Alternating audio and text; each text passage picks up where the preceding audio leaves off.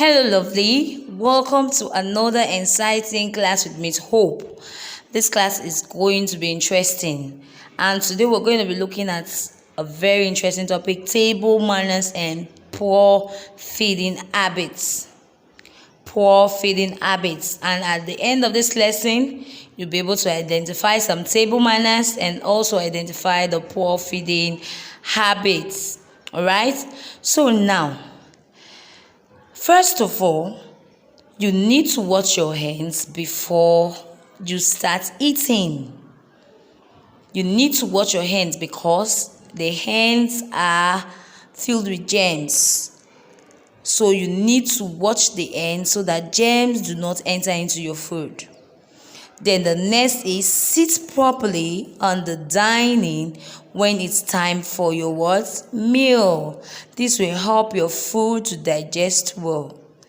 Then also, while on the dining table, make sure you do not shift your body so you avoid spilling of your drink or pouring your drink. Then also, when you want to eat, put a napkin on your lap so that when you're done eating, you can use it to wipe your mouth. Do not take too much food at once. Do not take too much food into your mouth at once. Eat little by little. Then also, when you want to get something from the table, do not cross your hand over someone's meal. Rather, you say the word, "Please, may I have some water? Can you please pass the salt? Thank you." So these are the words you use. Do not put your hands across someone's meal. Use the word "may I" or "please." Then, while eating, do not talk when there is food in your mouth. When there is food in your mouth, do not talk. Then also, another table manner is take little bits of food. Do not take too much, just little by little, because when you take too much food into your mouth, it will cause you to throw up. Now, let's quickly look at poor feeding habits. Are you ready? Great.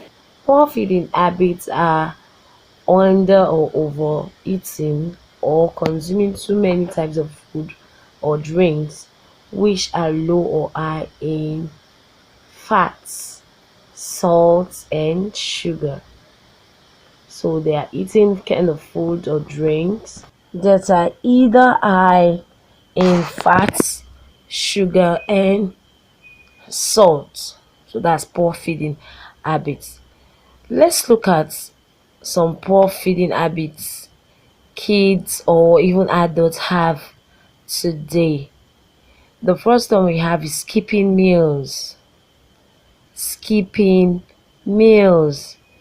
Let's say maybe they are trying to brush off to work. They do not want to get to school late.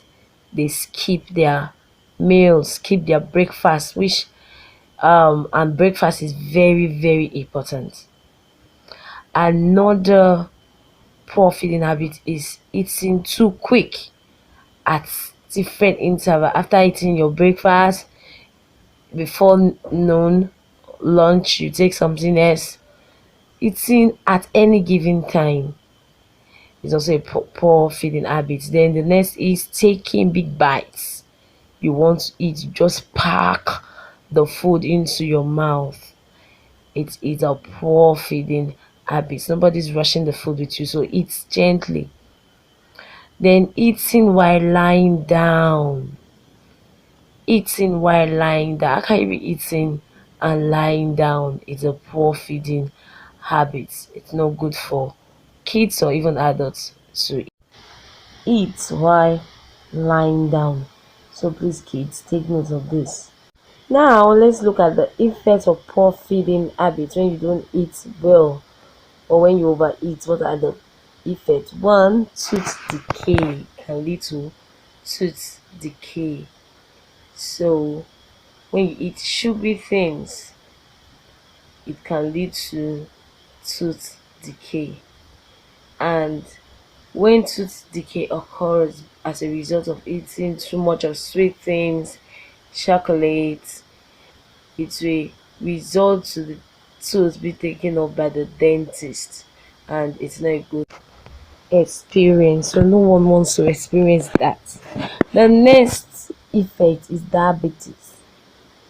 Diabetes is another result or effect of poor feeding habits. Too much sugary food can cause diabetes, or it can also be hereditary. So it's better we feed properly so we don't have diabetes. The next effect of poor feeding habits is high cholesterol in our body. So we should eat food that has less cholesterol. Then the next we have is high blood pressure. You can see the patient talking to the doctor if he or she has the high blood pressure. So we must make sure we eat the right food and feed properly so that we don't have this effect. The other effect is skin cancer. There are different types of cancers. We have cancer of the skin and lots more. So cancer can also be an effect. Then the next we have is heart diseases, where someone can just have an heart attack. And there are some signs of heart attack. We have chest pain, vomiting, sweating, and dizziness. These are some of the signs. The next we have is depression. There's some persons who are just too addicted to some particular food, either junk food, drinks, or whatever, that when they don't see such food at the time the hunger comes in, they tend to fall into depression. So kids, this is where we end the lesson. Bye. Goodbye.